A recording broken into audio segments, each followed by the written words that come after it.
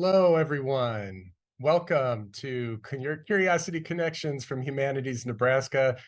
You caught me in almost dancing again to listening to Jay Hanson's guitar and vocals. Going to be introducing Jay in just a moment. My name is Chris Sumrick. I'm Executive Director of Humanities Nebraska. And this program is one of the ways that we are enriching people's lives through the humanities through and celebrating 50 years of doing that. We were created 50 years ago with this idea of helping people explore what connects us and makes us human. And one way that we as human beings are similar is we're curious about the world around us. And so we've been working to spark your curiosity, have shirts along those lines, with special humanities programs and different conversations going on throughout this year. And today is the fourth Curiosity Connections program, and we have a couple more coming up later this fall as well.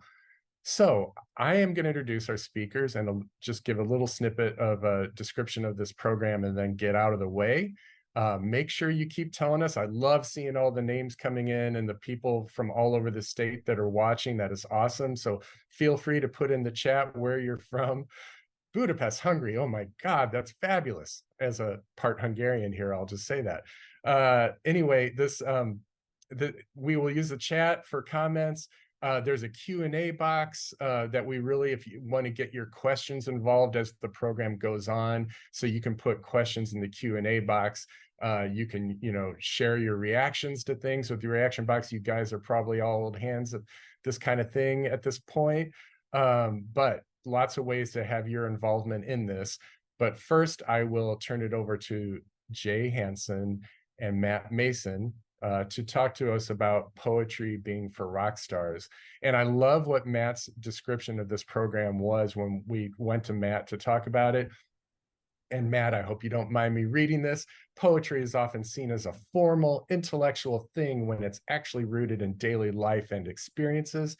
There was nothing formal about Coleridge enlisting in the Light Dragoons under the names Silas Tompkin Cumberbatch after he was rejected by a girl. Nothing formal about Byron being described as mad, bad, and dangerous to know. Nothing formal in Shelley being expelled from Oxford for publishing The Necessity of Atheism. And don't get me started on Blake. Let's talk about poetry and 80s rock. And so I will introduce Matt first here as our kind of featured state poet. Matt is the Nebraska State Poet and was Executive Director of the Nebraska Writers Collective from 2009 to 2022. And through the U.S. State Department, he's run workshops in Botswana, Romania, Nepal, and Belarus. He is the recipient of a Pushcart Prize and fellowships from the Academy of American Poets, and works with the Nebraska Arts Council. His work can be found in the New York Times, on NPR's Morning Edition, in American Life and Poetry, and more. And Matt's fourth book came out last year, At the Corner of Fantasy in Maine, Disneyland, Midlife, and Churros. And then his fifth book, called Rock Stars, the focus of today's program, just is hot off the presses. Yes, and it just came out this week, and we are really excited to kind of feature that book this week. He's been traveling the state extensively as Nebraska State Poet over the last few years, and is determined to do programs in all 93 counties of Nebraska. If your county hasn't been hit yet, hit Matt up and he will get there, I promise you.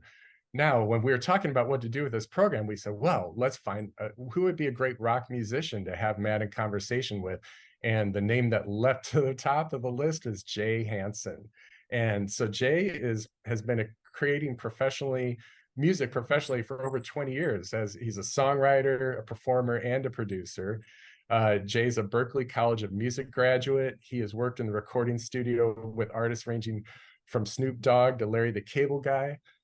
Clients such as NPR, ESPN, and ABC's Grey's Anatomy, and he's shared performances with music notables such as Hootie and the Blowfish, Cake, Taylor Dayne, David Lee Roth, and the Jayhawks.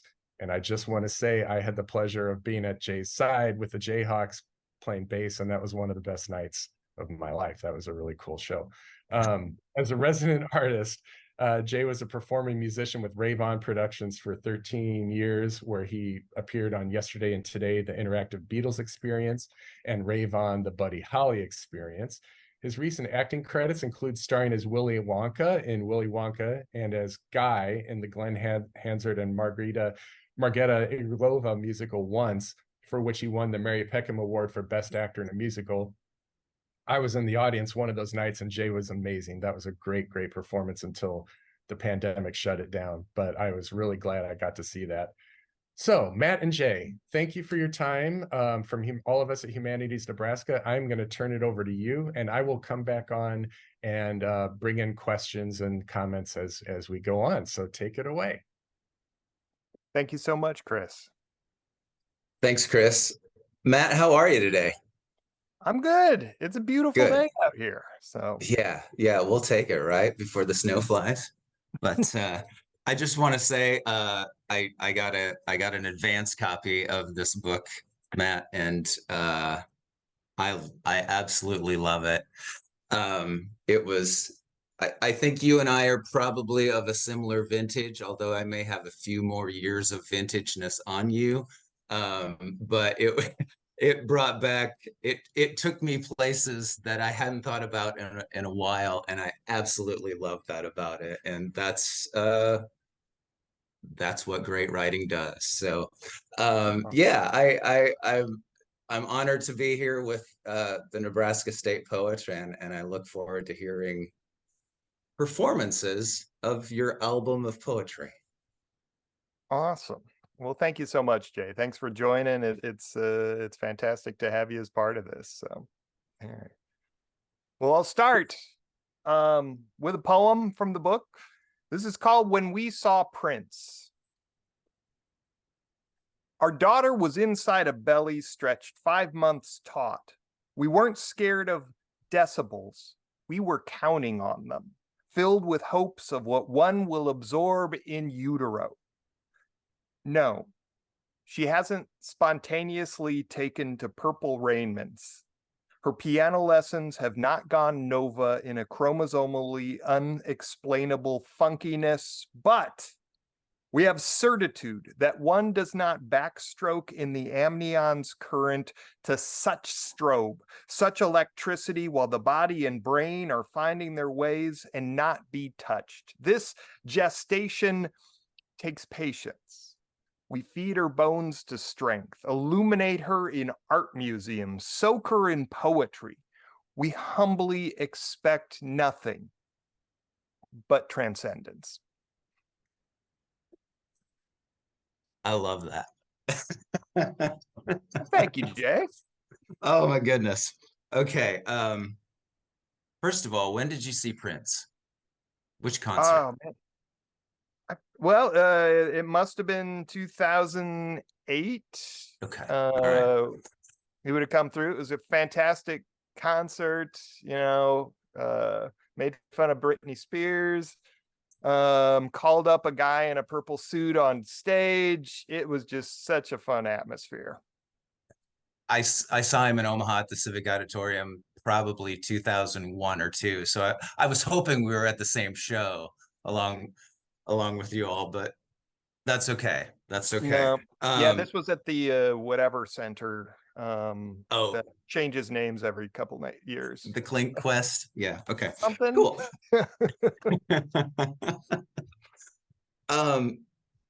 Throughout the book, there are every poem has a gem that is unexpected that makes you want to keep turning the page.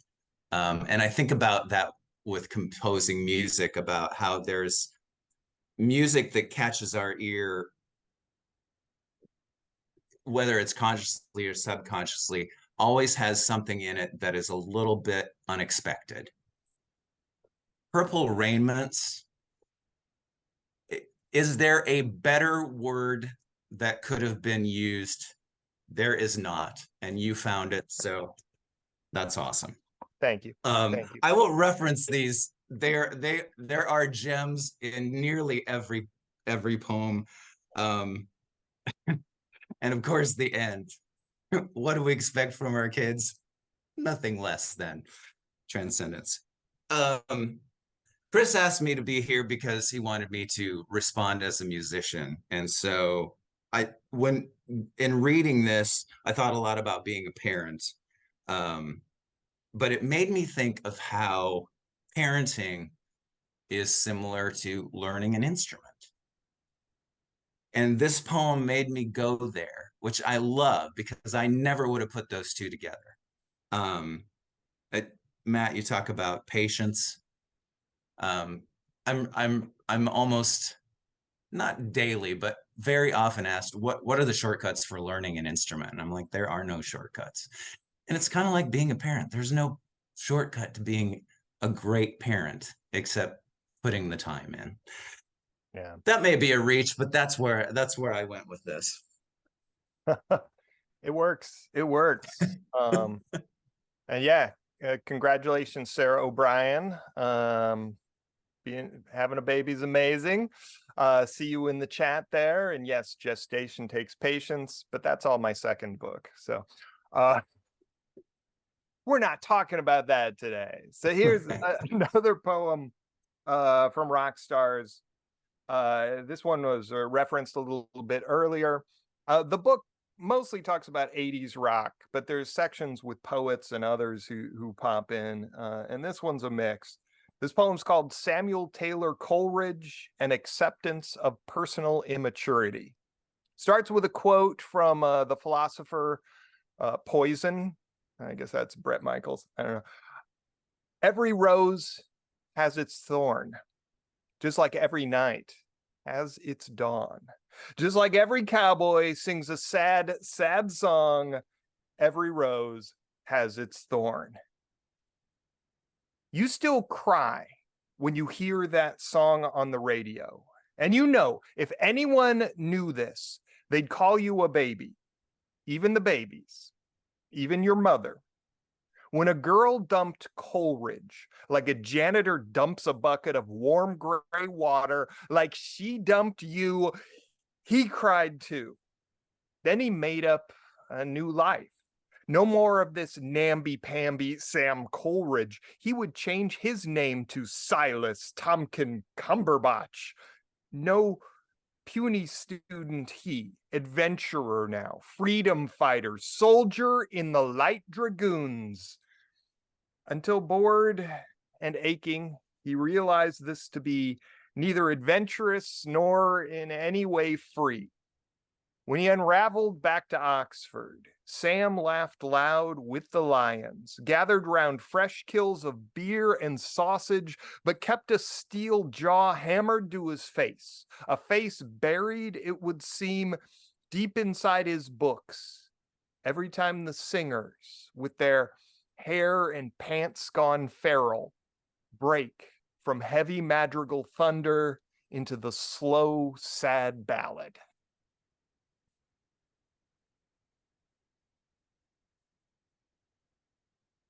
Heavy madrigal thunder. Again, it's brilliant. Also, I've never thought about being dumped like a bucket of warm gray water by a janitor before. You haven't been dumped that right then. Yeah. Those are amazing.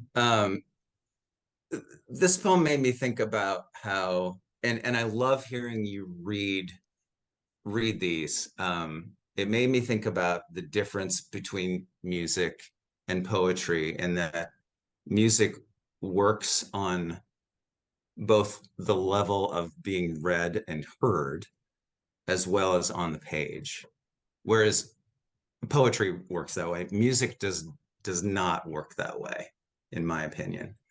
Do you feel that way? Like, I read a book a few years ago called How to Read a Book. And then there's a chapter about reading poetry. And it says poetry should be read out loud if you're going to read it. Do you agree with that? I'm just curious because as a non-poet, I'm curious.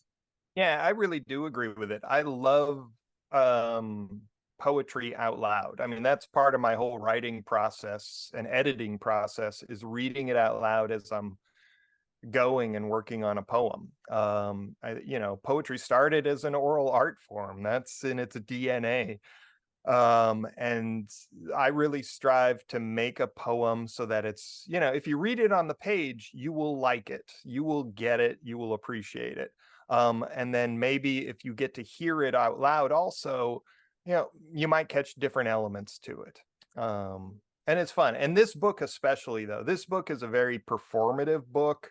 It's a little weirder, a little wilder than my other books. And I'm really happy the press Button Poetry, this is my first audio book, so you can also get the author reading it. But because I think it is important for poems. It's gotta, you know, it's gotta live in your brain, but it's also kind of gotta live in the air. And I think if you can get that right, it's amazing.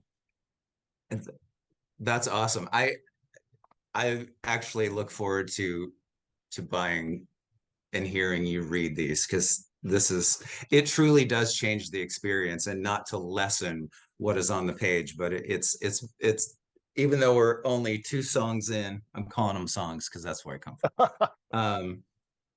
This is awesome to listen to, and so very cool. Thanks. Yeah. I think that's all I have for that. All right. Well, I'll read another, but a couple comments. Thank you, Lila, talking about in the chat about Hungarian public bathroom poems. I love it. That's the kind of thing that appears in some parts of this book, I suppose. And yeah, Amanda, sometimes it's tough. Poets are not trained as actors, so not every poet is a performer. I'm a former class clown, and I think that gives me an advantage in a live reading. So, but here's another poem. It's called Ode to the Morning. When you walk out of the bedroom, hair styled 80s rock by a pillow somehow, turned heart, turned the high note of how do I get you alone, except for the blur still in your eyes. You have green sweatpants and nothing else on. As you stumble to the laundry room for a bra or a shirt, it's a vision that turns the chords of nerves strung in my chest to Christmas lights, to colors blinking bright as you pass by.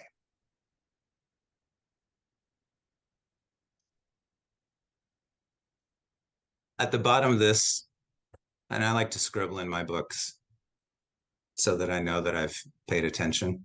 At the bottom of this, I just wrote, "This is love." Like, and then it made me think of when Sting borrowed Sonnet 130 for his album Nothing Like the Sun. And, you know, my Mr. Sizer, Nothing Like the Sun. It made me think of this, but this is better, in my opinion. Thank you. That's as a musician, not as a, you know, I was an English major for a minute. So you're still entitled to your opinion when it praises me. So, thank you. Yeah. I love this. Tell me about how, when I first saw the title, I was thinking of, there's a poem about it's the Ted Kosser poem that's in here, and can I ask you about your process, because I'm curious how you got inspired to sort of develop this poetry 80s rock amalgamation, as for lack of a better word. Well, it really comes, I wanted to put together kind of a more entertaining kind of book. I think my other books are plenty entertaining, but they don't have as many, you know, bad jokes or cuss words or, you know, just, you know, things that might hit an audience in a different way like this. And looking through my poems, a lot of my favorite poems are, you know, poems about Poison, poems about Bon Jovi, things like that. So this book really is a lot. It's poems over the last 20 years. So I've gone through, I make myself write a new poem every week. So I've got stacks of poems. A lot of them are bad. that's fine. Write bad poems. Write all the bad poems you can, because you're still a better poet after you've written a bad poem than if you didn't write a poem. So write them. But looking through poems, and some of them needed updating, some of them needed revising, things like that. But it was fun to find all these poems that thematically fit here.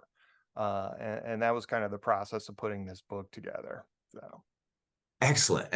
Okay, and you touched on, I think there's this one of the words that kept popping in my head when I was reading your book, Matt, was effortlessness. It sounds effortless. As a lyric writer, I understand that is not the case. And so I was curious, do you write every day? It's cool to hear that you have I'm going to write a poem every week. And yes, I couldn't agree more, because I'm still waiting for the good songs, but I have written a lot of not so good ones, but each one makes me slightly less not so good. exactly. That's And a triple negative thing. It takes a lot of effort to sound effortless, but it's a fun process. I really enjoy the whole editing process as you make something better, make something make a little bit more sense or come together. So I really don't consider myself a great writer, but I do consider myself a great editor. That's where my poems really, I think, come together, and fly, I suppose. So. Yeah. So I'm curious if you've ever put a poem out that was a first draft into one of your books. Oh no, never. I'm No glad to hear draft. that. Yeah. Yeah. That's amazing. Even if it came out on the first draft really well, there's always going to be a word or two shifted, the title changed, something. And so yeah, there's I think I've written, I want to say it's somewhere close to 2,400 poems. And I think there is one of them that I have not changed a word. That it was in the first 100, and it's good. And it did get published in a magazine. And oh my God, it could have made it into, no, it couldn't have made it into this book. The poem is called The Joy of Sax, and it's really rudimentary, but it was fun. So That's awesome. yes. Well, thanks. And Chris tells us we got a question. So we got one more. More questions.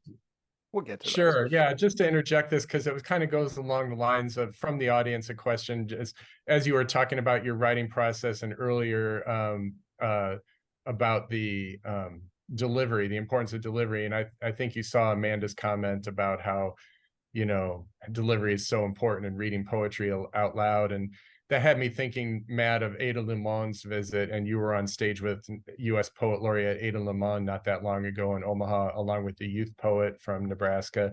And the question came from Dave Hefner, was asking about building confidence in, your advice for developing as a performer of poetry, as opposed to just the writing element, but feeling confidence in the delivery. Because again, thinking about Ada Limon, how just it was breathtaking, her delivery, and thinking about how do you develop a skill like that? And obviously you're really good at it with all your background too, but just wondered if you could comment on that.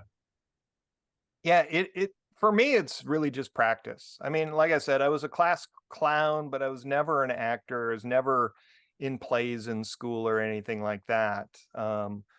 I learned how to perform by going to open mics, really. Going to open mic poetry readings, trying things out. The first few times I did featured readings, I was in graduate school and was terrified. But you fake the confidence and hope it works. And mostly have fun with it. I think part of it is you got to force yourself sometimes to respect your poems. It's a good poem. If you're going to read it in front of people, it's a good poem. So don't try to hide behind paper or something. Let the poem shine, because the audience has one chance to understand a poem that they hear in a room. They don't have it in front of them. So you have to help the audience with your face, with your voice, with your body. And you don't have to be, I mean, when I read poems, sometimes it gets a little big. I use my arms, I use my whole body, but then, you know, you see someone like Ada Limon, you see someone like Ted Kooser, who is, I think, a fantastic reader of his own poetry. And he doesn't wave his hands and juggle. He just reads it like it's in conversation. And that takes practice. So it's practicing by going to open mics, by reading to friends, by doing small events, whatever you can do to practice reading this poem. Read it to your dog. But mostly just don't let yourself hide behind the paper. Don't let yourself hide what's good about that poem. You've got to deliver that poem in a way so that people will really understand the emotion that you have in it. But yeah, practice, kind of like Jay was saying at the very beginning. You know, there's no shortcuts to music, and I think there's no shortcuts to learning how to read poems. It's just doing it, really, and trying new things out and putting yourself out there a little bit, which, you know, is hard. Right. All right, time for another poem. So this poem is called John Lennon, Yoko Ono, and Your Mom Walk Into an Elevator. You're in Tokyo, wedding. All your brothers and sisters back home. There are all your brothers and sisters. Back home, there are Beatles albums all over. You're the youngest. You mainly like Sgt. Pepper's for the bright record cover, big enough to wear on your head like the Pope's hat. You refer to him as John Lemon. The brother and sister just above you, they ride the elevators, hang out in the lobby, they plan. They are on a mission to see this family living in the penthouse. It is 1977. Your dad is doing incredibly for the time. He was on the Big Island in 1941. He saw planes fly low, signed up in a breath. At home, he would complain about Japanese cars, as it still seemed possible to think that everything should be made in the USA. He is here, amazed by the lights, the beauty of every smile. The lesson you learn is that there are no higher beings on this earth, that all of us stand just as human when pressed close, that whether you're in line at the checkout at a Brandeis store in Omaha or in an elevator in the Hotel Okura, it all sounds like home. Oh, you have a lovely child. My sons and daughters enjoy your music. How do you like Japan? You face the numbers as they count 2, 3, 4, 5, 6, 7. You don't turn around to stare as you all rise together.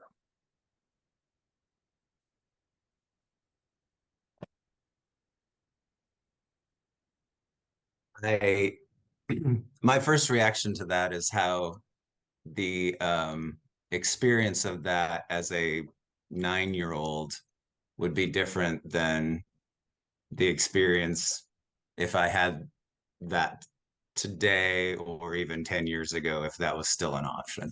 I love that you were watching the lights of the elevator. I love that.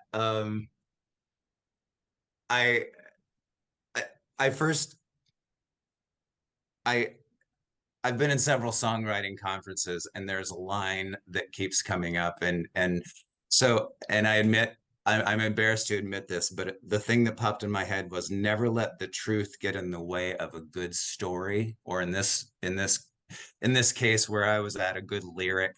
And so I was wondering if this really happened, because I was kind of jealous, but also like, and then I realized that because of the detail, it did happen.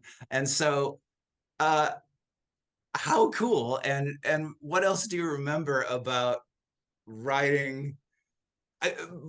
But also, like, I love how you touch on, like, and the Beatles would be the first to admit this, they were just four guys who spent a lot of time together and got really good.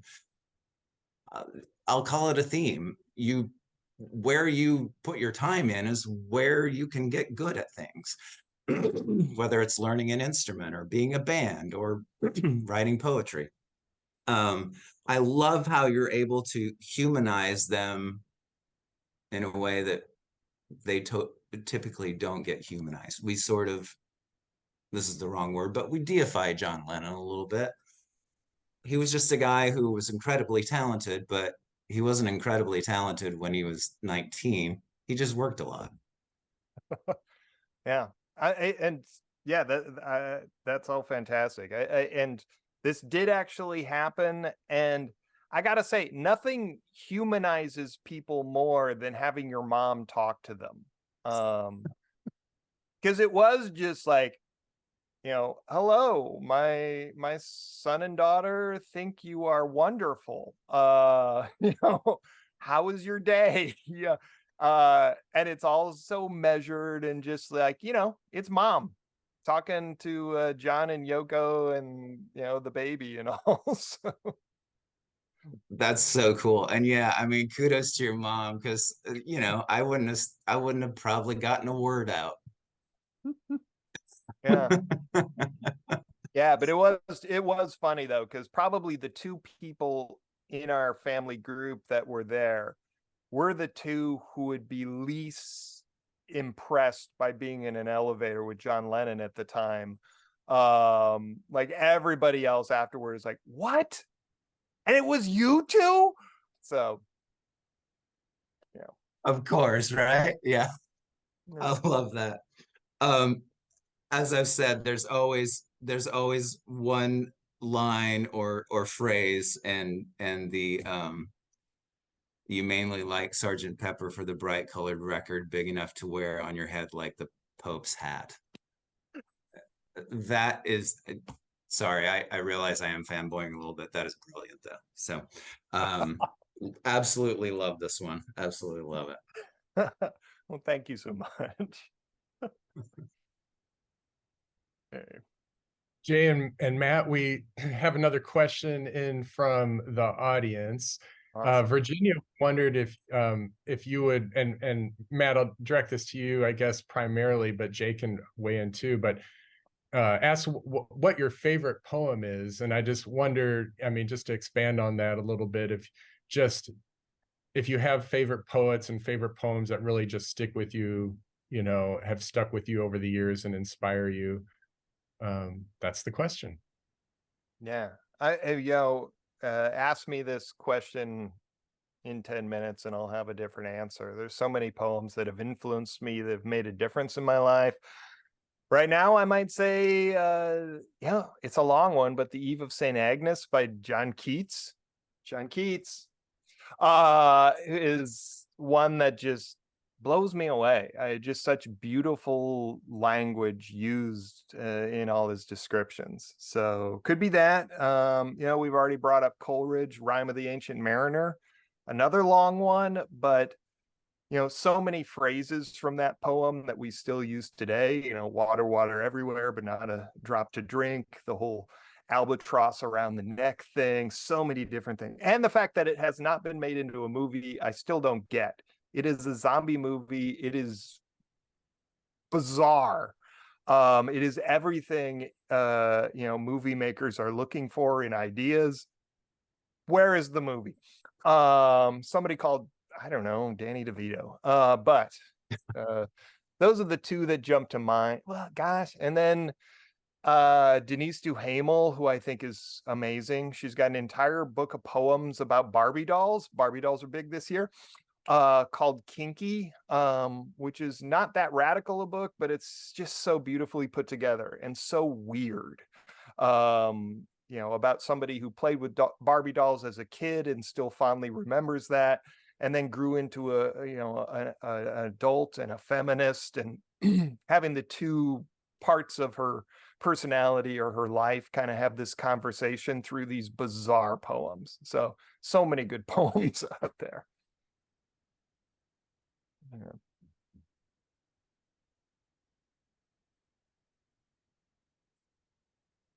Thank you. And by the way, just to say, anybody in the audience, if you want to put either a question in, and I think a couple are coming in, so I'll keep checking those. But in the meantime, Jay, you kind of were touching on like how looking at this through the eyes of a musician. And so, I mean, as you, I guess I just wonder from a musician's point of view, and what Matt has talked about his creative writing process, does that resonate? And just as a song, whether you're thinking about this more as a performer or a songwriter, and maybe more a songwriter is the right lens to look it through, but how much of this resonates with you? What differences do you see between the songwriting process that you go through and what Matt's talked about as a poet?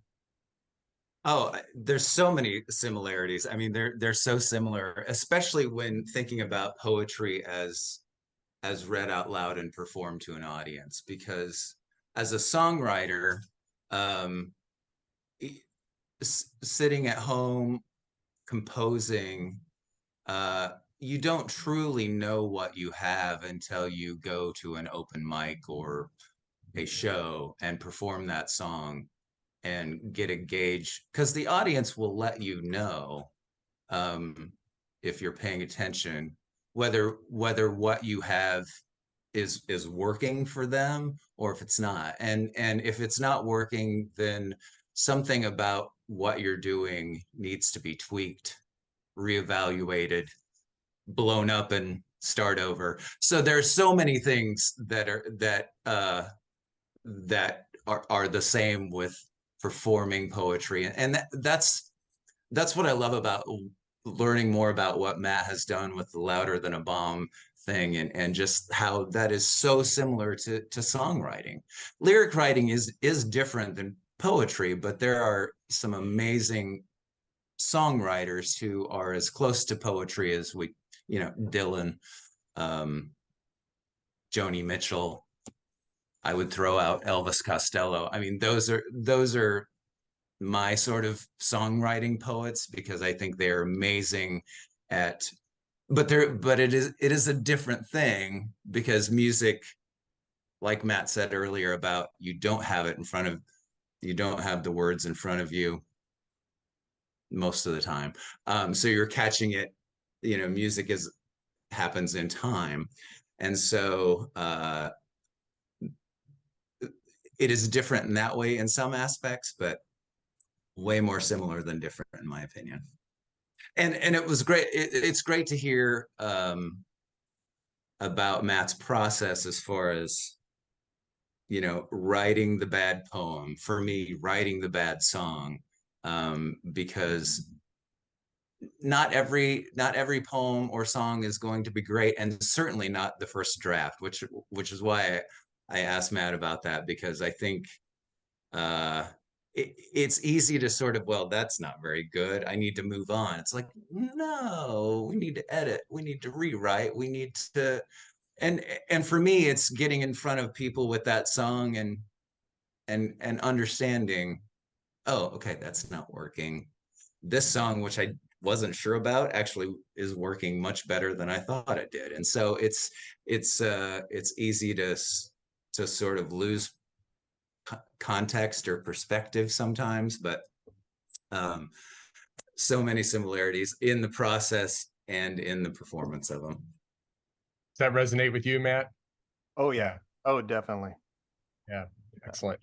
I got a couple more questions in from the audience. Andy Jewell is wondering how, and first to you, Matt, how has your life as a poet changed the way you experience and perceive the world? And then the same question will be for Jay as the songwriter. But so as a poet, how are you, and how has it changed the way you experience and perceive the world around you? This is why I still write poetry, because of how it affects how I perceive and understand the world and understand myself. When you get an idea of something to write about, you spend 10 minutes, an hour analyzing it, thinking about that, going over it and over it and over it slowly as you write it down. So it has helped me so much figure out the feelings I'm feeling, which I don't understand. It helps me figure out things in the newspaper or wherever because you are taking time to essentially meditate on this subject while you figure out not just what the story is, but what your perception of it is and how to craft it in a way that someone else will understand. So the reason I started writing and the reason I continue writing is because it helps me figure out the world. It helps me understand the world better. And the best example is, the book Chris mentioned earlier, The Fantasy in Maine, which is on the surface, it's a book about Disneyland. It's like, okay. But by writing this book, because I had this weird obsession with Disneyland that basically popped up overnight, by writing the book, I figured out what this obsession was rooted in and why I was having it at that point in my life. It wasn't just about the park. It's about the park being a place I went to as a kid, as a college student, as an adult with my family, essentially the same place where all these parts of my life intersect. And this all started shortly after my mom passed away, which I did not link at all to this weird obsession until I'd written 40, 50 poems about it. So poetry helps me understand the world. Whether I'm state poet or not, whether I'm published or not, I would be writing poems just because it makes me a better person. Thanks, Matt. And Jay, how do you feel about that question too, as far as how you perceive the world around you from based on your songwriting and as a musician?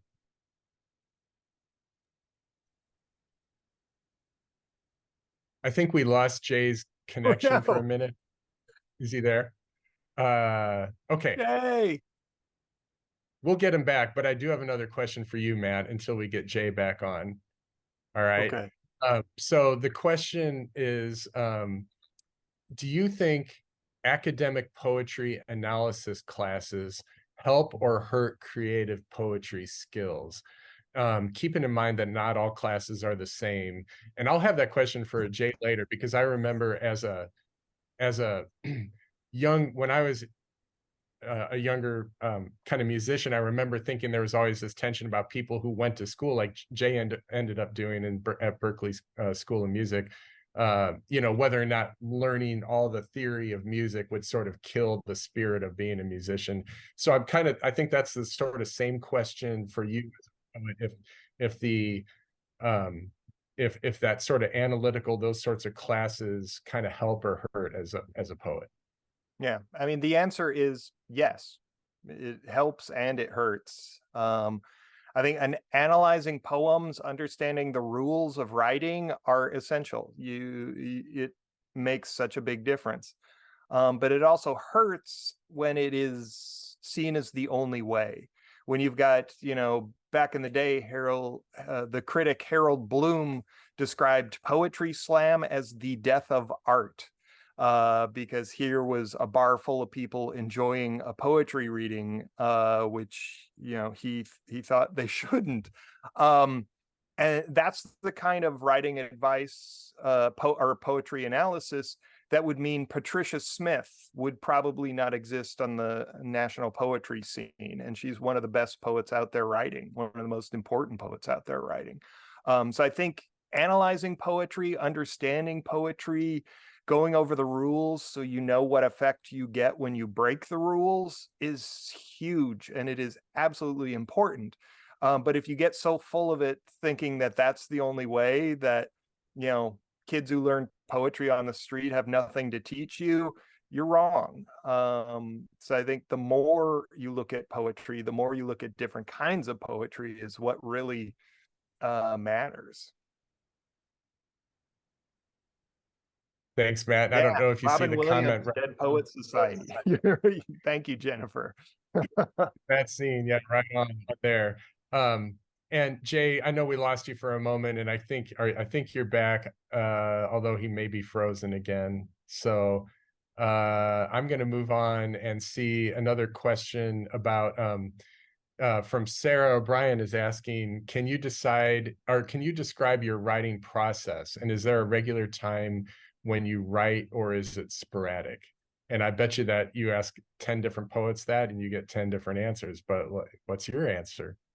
Yeah, I mean, there's no one way to do it. And, poets will try to teach poetry by giving you what works for them or what they've seen work. For me, I've got a deadline, a Monday night, and this came about because I took a class in undergrad in the late 80s, where, before then I would write poems, waiting for the poems to like come down and find me.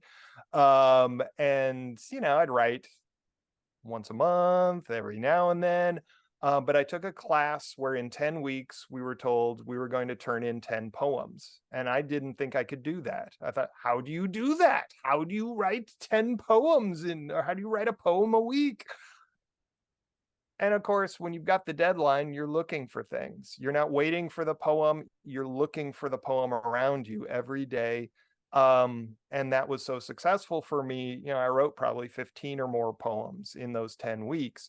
And so ever since then, I've kept that same deadline. It's still Monday night, the same night that class was. I have to have written a new poem every week, at least one new poem. So I spend my week looking for ideas. I spend my week looking for something that would make a poem. And it's been so valuable. I write it down by hand. I've got a notebook always somewhere, or paper and a pen, whatever it takes, so that when an idea comes, I've got some way to keep it. I mean, you can record it on your phone too, but I don't know. But I really love paper and pen, that whole hand against the page. My wife's a writer too. She writes with a computer. We're all a little different, but then I write that first draft and it'll have a few good ideas in it, hopefully, but then it really gets tightened up, and I think really says what it's supposed to say. When I'm editing it, I'm speaking it out loud to help me edit it, all that. Okay, thanks, Matt. And Jay, good to have you back. Sorry about the technical difficulty. Oh, it's okay. I'm going to throw this at you two a little bit. If you have anything in terms of your songwriting process, is this something that you do? You have a regular routine for when you're doing songwriting, or if it's sporadic, depending on when the muse hits you, that kind of thing? Ideally, it's regular, but in my real world experiences, that it is very sporadic. Kind of depending. I need to be more disciplined. I heard Matt talking a little bit about a class he had where he wrote a poem a week. And one of the first Berkeley classes I had, we had a song due every week for 12 weeks. And I was like, I haven't written a song in a year. How am I going to do this? But and I think Matt talked about how you start noticing things and paying attention. And that was very helpful for a mindset shift for me of I'm not trying to dream something up. I'm trying to pay attention to what is actually happening. And that was a big shift for me to be able to start paying attention, learning about what was happening in the world, in my brain, in my relationships, and writing it down, which made me think about it even more. So I do read a lot about process. There's some wonderful books out there about, like Bird by Bird. I love that book that, it's just like do it every day. Berkeley drilled into us that, if you write 100 songs, 90 of them are probably not going to be that great, but there are 10 that are going to be good. And then when you write the next 100, those 10 good ones will be even better. And so that's the work ethic that I try to shoot for. I wish I was more disciplined about it, but if I wait around for the inspiration to come, it doesn't. So, but when I sit down to work, it does. Excellent. I was just reading Amanda's comment about pulling over on the side of a highway in the middle of the night in Wisconsin to write a poem, and we all probably have had those creative moments where, like, if you think, oh, I'll write this down later, and then it's gone. And both of your comments have me thinking about Matt, your predecessor as Nebraska State poet, Twyla Hanson. I remember her telling me once that your writing brain is like a muscle that, like, if you don't use it, it gets flabby or whatever. And so that's why she had to feel like she had to continually write to just keep the muscles, sharp and everything. So I want to make sure that we leave enough time, because we're getting here towards the end. And Matt, I don't know if you mind at this point, it's sort of segueing a little bit away from rock stars, and we don't have to finish that conversation, but I don't want to lose the opportunity to have you debut a special poem that we commissioned you to write for Humanities Nebraska on our 50th anniversary. And so for everyone, as I mentioned at the beginning, 50 years, this organization's been around, working with amazing people all over the state, doing all kinds of wonderful programs in different communities. And we gave Matt a tall task of writing a poem that kind of was maybe inspired by that 50 years. And we just left it completely open as far as what it would cover. And what Matt brought back to us was amazing and unexpected, I would say. And so, but I just wanted to see if you would mind reading that poem, and then we can kind of see if there's any final comments or questions after that, before we wrap up. But so Matt, do you want to share what you wrote for Humanities Nebraska on our 50th anniversary? Yes, I would love to. This was a fun poem to work on. I love when I'm given, commission to write a poem. It's a great challenge, and it's one I really enjoy because it makes me stretch in ways. And I got great feedback from Humanities Nebraska on different things too, which helped me get the poem right. So this poem is called Studying the Game for Humanities Nebraska on its 50th anniversary. 7th inning, 90 degrees. Thoughts more on peanuts and Cracker Jack than balls and strikes, and the organist splashes the seats with a tune that makes every one of us stand. It sparks your curiosity, and you see how the outfield grass has brush strokes that show prairie turned hunting ground, turned settlement, turned stadium. You see the dance in the first baseman's cleats as he tries to choreograph that runner into an out. It's poetry, as they say, describing the pitcher, how each throw traces a trail, Mormon, Oregon, Lewis and Clark, builds like a cycle of the West, where each hitter studies to find the scansion, the rhyme, all the spectacle in these rituals, these triples and arias, right field sestinas, baseline sagas, this song we all find ourselves belting out as one.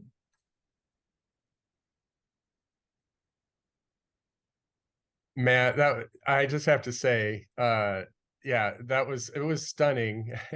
And the baseball theme is what was unexpected. And it was just, I had been at a baseball game the day before you sent that to me.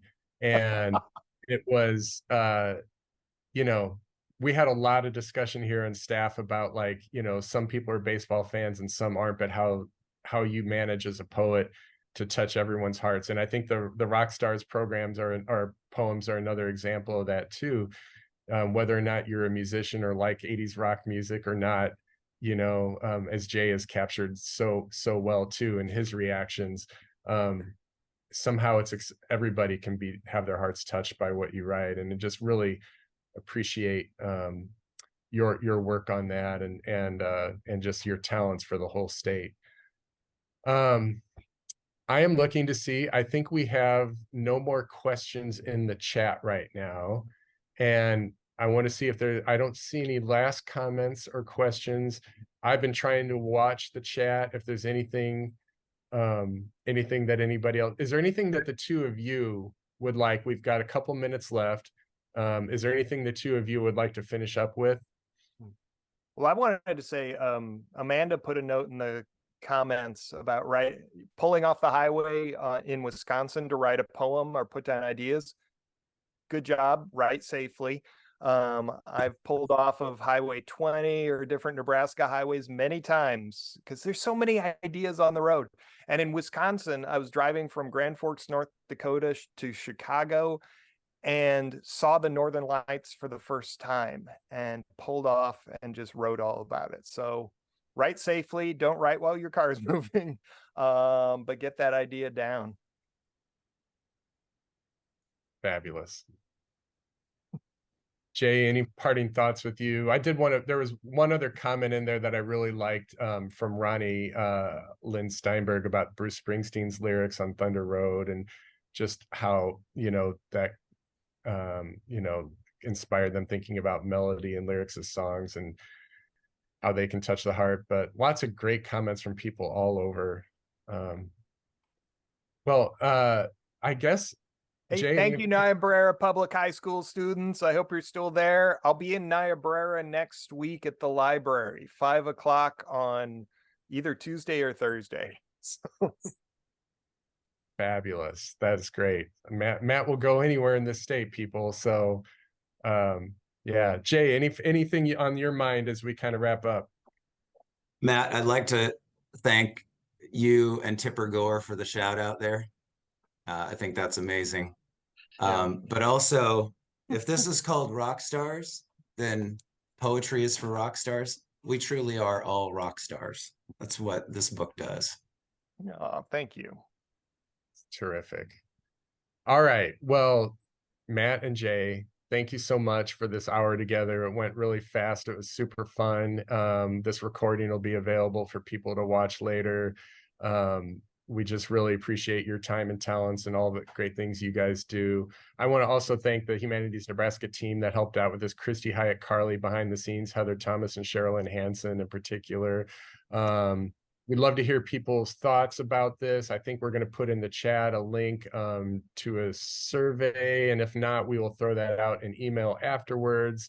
Matt, where can people pick up copies of either your new book or any of your books? Any of my books, the trunk of my car, it sells books out of there. And this Saturday from 11:30 to 12:30, I will be in the Winchell's parking lot at 120th and Center. Come by, say hi, grab a book or two. Otherwise, go through the press. Button Poetry publishes the new one. Go into your bookstore and have them order all of my books. Any bookstore can order any of these. So yeah, or any place online. Matt, what time are you at Winchell's on Saturday? 11:30 to 12:30. Cool. Come on down. Cool.